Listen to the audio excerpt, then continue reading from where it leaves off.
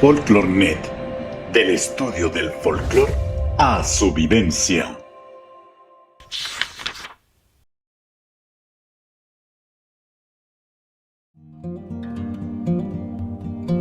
Quiero comentarles, en primer término, vengo de uno de los departamentos, no digamos más incomprendidos, sino más bien mal comprendidos, quizá falta de más información. Alguien hablaba de la importancia de tener muy en claro la historia, y eso es lo que pasa con la región donde yo me muevo, cuya cultura ha experimentado unos altibajos muy grandes, sobre todo a lo largo del siglo XX, muy especialmente en la segunda mitad del siglo XX, debido a muchos fenómenos, pero entre otros la violencia política, indudablemente, que movilizó de una manera tal a las comunidades y las destruyó, que su cultura tuvo que volverse una cultura secreta y su folclore un folclore secreto, y por eso ha sido tan difícil acceder a él. De todas maneras, esta charla es continuación de la que dicté ayer sobre la investigación.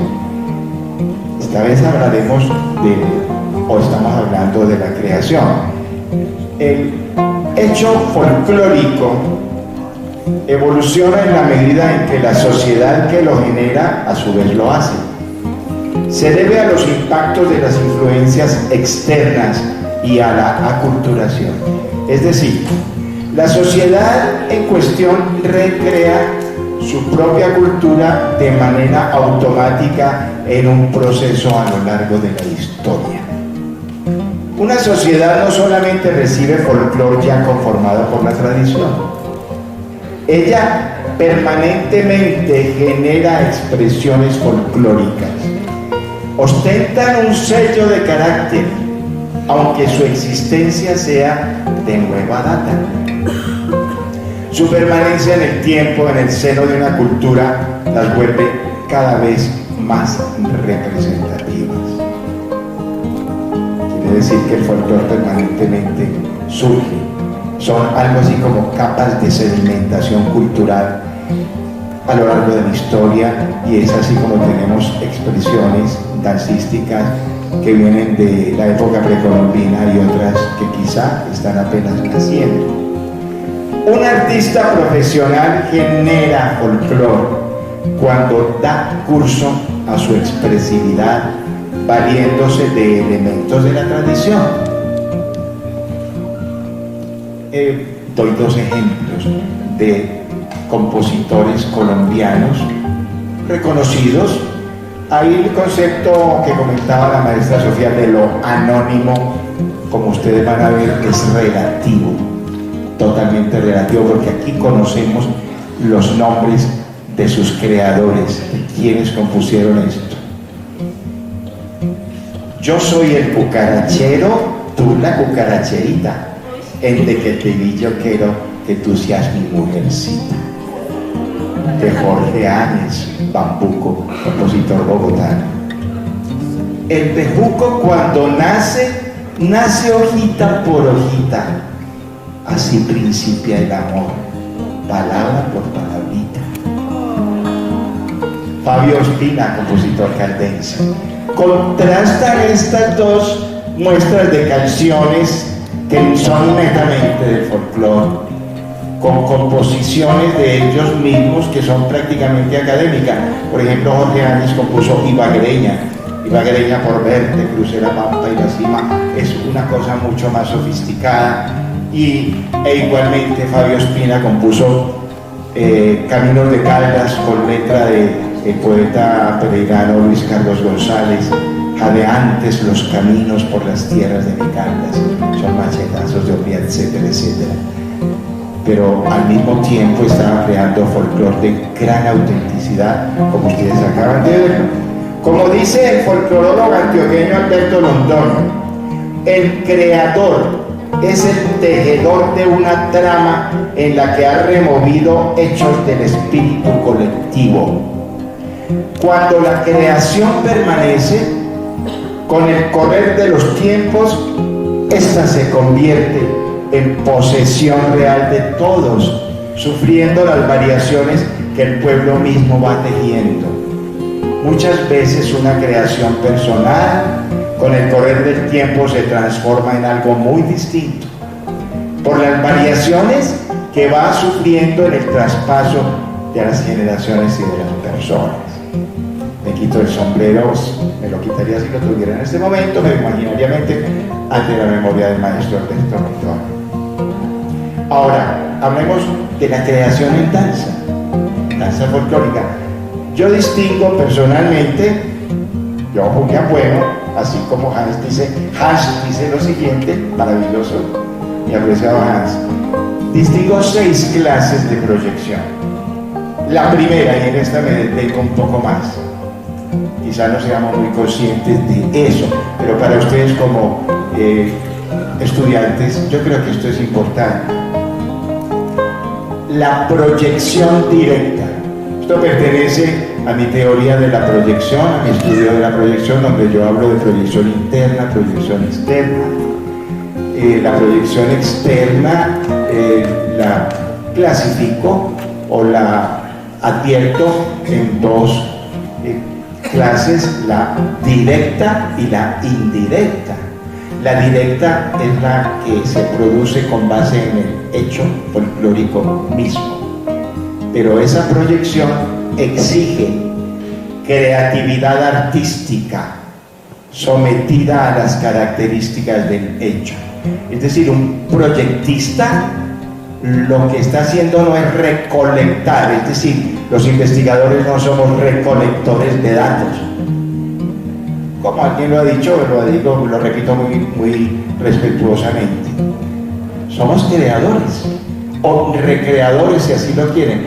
Nadie va a encontrar una danza folclórica que ustedes hayan visto en un escenario, se van allí cerquita a Ubaté o a alguno de los sitios o municipios de por acá cercanos y la va a encontrar exactamente igual.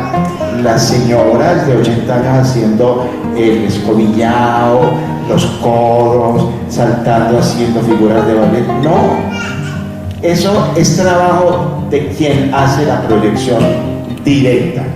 El autor del montaje, aquí sí tenemos que ser muy objetivos, muy claros. Goza de libertades creativas, ¿cierto? Por lo regular, todo artista tiene libertades creativas, siempre sometidas a unas leyes de la escena, como acaban de decirlo mis compañeros, pero también está sometido a restricciones. Es decir, una proyección directa no puede ser caprichosa nunca, sino dejaría de ser folclórica. Las restricciones dependen del hecho folclórico en sí, mientras que las libertades dependen de los motivos del folclorista respecto a su labor, dignos de respeto, aunque deben guiarse por la honestidad profesional. Cada investigador tiene unos objetivos. Aquí ya se ha dicho, ¿para qué investigo? ¿Por qué lo hago? Ahí vienen los objetivos y de eso va a depender el resultado, que es la proyección. Libertades. El investigador se adentra en el campo de la realización artística personal, pero volcada al servicio de la identidad y de unos intereses por excelencia comunitarios. Restricciones. Carácter. El carácter de una danza se define en 3 sentidos: funcionalidad y temática, el hecho folclórico, origen y antigüedad, y expresividad. El carácter es algo así como el espíritu, la esencia de una danza. La proyección directa es propiamente una, entre comillas, traducción de la danza hecha por el investigador para el público. Entra en juego la imaginación para conjugar en un montaje toda la información pertinente sobre la danza en cuestión y sentido de la estética y del espectáculo para que el resultado exalte los valores de la tierra que representa. Hay que ser analítico respecto a la estructura de la danza en cuestión, estudiando sus detalles. Prácticamente hay que volver a crear la danza, valorando y organizando más que inventando. El investigador proyectista de la danza folclórica se sumerge en el espíritu de la región correspondiente y en el carácter y en la razón de ser de la danza. Todo en una proyección debe acentuar el carácter de la danza, nunca debilitarla. Si se le altera a una danza su carácter original, se pasa de proyección folclórica a creación artística que utiliza libremente elementos del folclore.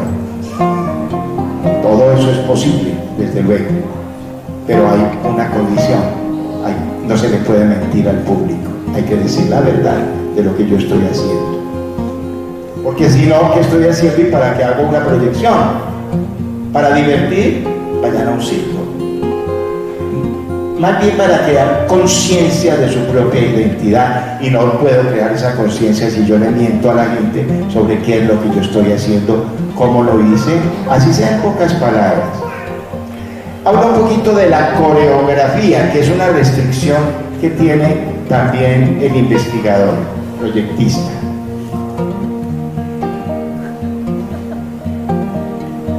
Bueno, la coreografía puede tener dos características. Al investigar la danza puedo encontrar que la coreografía existe, que es una danza con una coreografía tradicional, con las figuras fijas, una manera fija de hacerse. O puede ser que no la tenga. Cada pareja o cada bailarín obra libremente de acuerdo a su gusto. De ahí tiene que salir la decisión de cómo se le presenta al público una coreografía. También hay otra restricción, es el vestuario. Ya no tengo tiempo de detenerme en esa restricción del vestuario, cómo llega a la escena. Bueno, pero voy a mencionar ya brevemente, puesto que estoy sobre el límite del tiempo. Yo hablé de 6 clases de creación. Ya hablé de la que para mí es la más importante, la proyección directa. Pero les voy a decir ejemplos de las otras formas de creación. Creación a partir de costumbres. Es decir, ya hablé de la proyección, danzas que existen. Ahora voy a hablar de danzas que no existen, pero yo las voy a crear. Eso es posible. Claro que sí, yo estoy de acuerdo en que alguien puede crear una danza inexistente en el folclore. Tiene estas mismas restricciones y libertades, hay más libertades, pero yo puedo crear una danza. A partir de costumbres, se toma como base música del folclore. Sí, si voy a tomar una costumbre del folclore no puedo utilizar un reggaetón. Tengo que utilizar música del folclore que corresponda, y si no, ya estoy haciendo otra cosa. Ejemplos, para que vean ejemplos de danzas que fueron creadas e hicieron carrera y son aceptadas como danzas del folclore, y yo personalmente lo acepto. La siembra de Libardo Lozano del Tolima y los macheteros del Quindío de don James González, maestro que está aquí en primera fila. También se parte de otros aspectos como las creencias, particularmente mitos hispánicos. Creación a partir de música, es decir, yo tomo una canción, un tema musical y le invento su coreografía. Hay también restricciones y libertades.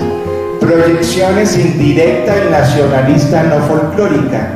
En ella se produce la mayor creatividad artística del folclore en Colombia. No se basan en el hecho folclórico, sino en otras proyecciones. Es decir, a partir de una proyección auténtica, yo puedo crear también y hacer un hecho artístico que ya se sale del plano del folclore. Hay muchísimos ejemplos a nivel universal.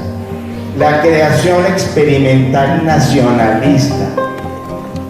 Música basada en el folclore y aún en sucesos históricos. Yo voy a dar un ejemplo, el Potro Azul del maestro Jacinto Jaramillo. Aquí hay una importancia en los trajes y la ambientación.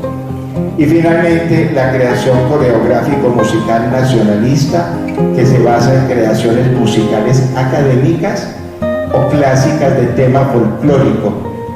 Supongamos, el maestro Fabio González Zuleta compuso una sinfonía llamada Sinfonía del Café, cuyo tema central es el mambuco, el guatecano, y sobre eso él elabora una maravilla de trama sinfónica.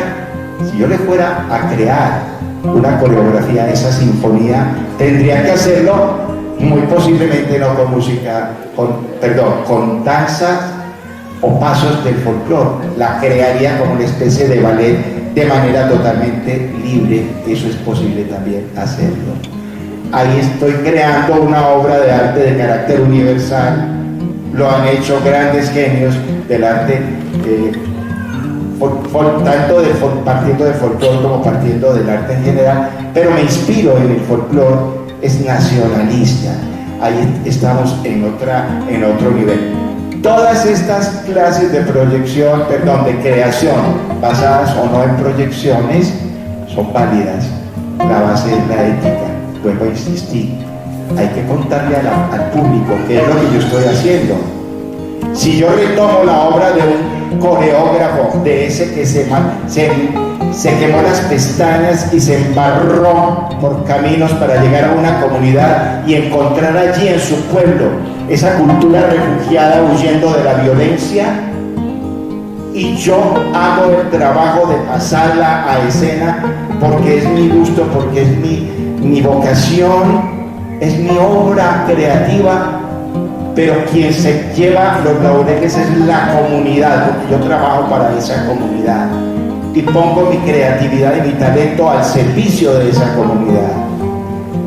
Otro llega, agarra ese trabajo y lo presenta como danza de otra región por allá, la China o de donde sea, como trabajo de otro coreógrafo.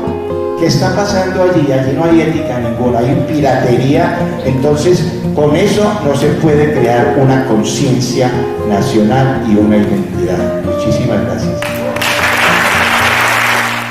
Yo también he vivido esa situación, de que cuando menos se pensó, el pasillo boleado que yo investigué en mi tierra y que rompió la historia del pasillo en dos en Colombia, resulta que eso no es de Caldas, resulta que eso no es un investigador determinado, no se trata de exaltar un ego, sino de ser justos y de no mentirle a la gente, de dar información correcta. A partir de ahí se pueden hacer muchísimas cosas, pero dígasele al público qué es lo que se está haciendo, ¿sí? Completando lo que dice Julián, en danza clásica desde hace mucho tiempo se repiten las coreografías que otros hicieron hace muchos ya hace siglos, y ellos tienen una cosa muy fácil y dicen: esta es una versión hecha sobre la versión de tal persona. Y no hay problema, alguien puede crear sobre lo que yo haya creado, no hay problema, pero doy el crédito a la persona que lo buscó, que lo investigó. complementar lo que dice el maestro Raúl. Nada más fácil que presentar una determinada producción coreográfica como arreglos de Pedrito Pérez, inspirado en el montaje original del investigador y coreógrafo Jacinto Jaramillo. ¿Qué está perdiendo Pedrito Pérez allí al reconocer que se inspiró en Jacinto Jaramillo? No, está ganando.